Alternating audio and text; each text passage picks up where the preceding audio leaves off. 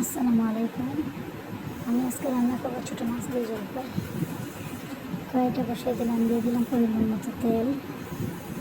আবার দিয়ে দিচ্ছি বেটে রাখা রসুনগুলো একটু বাদামি কালার হয়ে গেলে পরে দিয়ে দেবো পেঁয়াজ কুচি। আমি বাটা পেঁয়াজই বেশি দিয়ে রান্না করি, কারণ বাটা পেঁয়াজগুলো আমার তরকারি রান্না করতে ভালো লাগে বা খেতেও ভালো লাগে।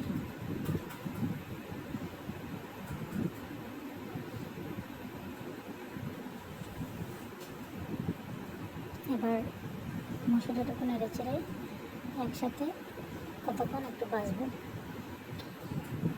এখন দিয়ে দিচ্ছি পরিমাণ মতো লবণ,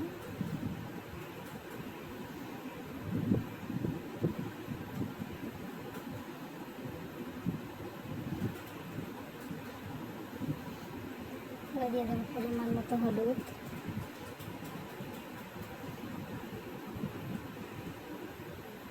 পরিমাণ মতো মরিচ, আবার পাঁচফোড়ন বাখর, এগুলো দিয়ে লাল করে একটু ভেজে নিয়ে তারপরে পানিটা দিয়ে দেবো। একটু কষিয়ে নেওয়া হলে যাতে পুরা সব মশলাগুলো একসাথে বাকি মশলার সাথে মিক্স হয়ে যায়। এবার অল্প পরিমাণে দিয়ে দেবো পানি।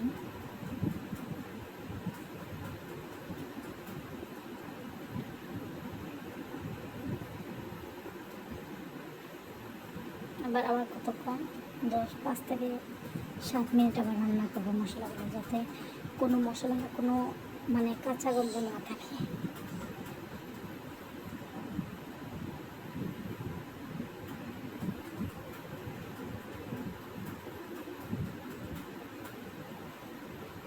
আবার দিয়ে দিচ্ছি অল্প একটু পানি।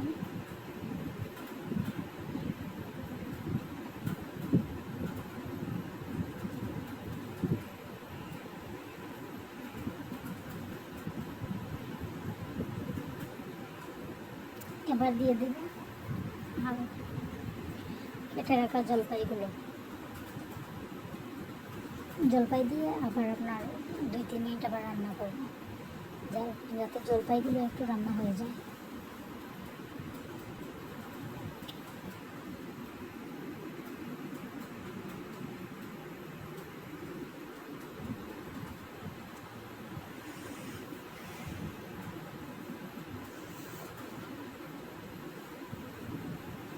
যে ফিরে আসলাম, আবার আপনার 2-3 মিনিট পরে একটু পানি দিলাম।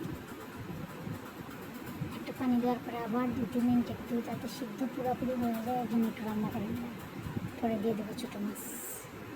এই যে হয়ে গেছে আমার সিদ্ধ দেওয়া। এই যে দেখে আপনাদেরকে একটু কেটে এই যে পুরোপুরি রান্না হয়ে গেছে। এবার দিয়ে দিচ্ছি আমার মাছগুলো।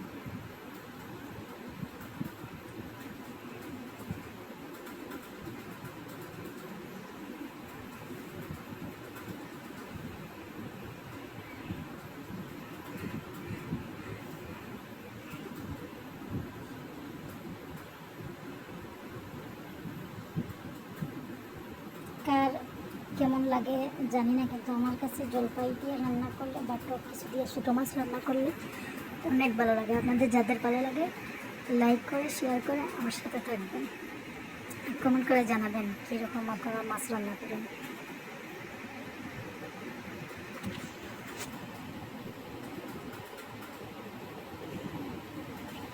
এই যে আমার রান্না করার পরে একটু ধনিয়া পাতা দিয়ে দিচ্ছি। আর খুব ধনিয়া পাতা দেওয়ার পরে অল্প কিছুক্ষণ আবার চুলার উপরে রাখবো।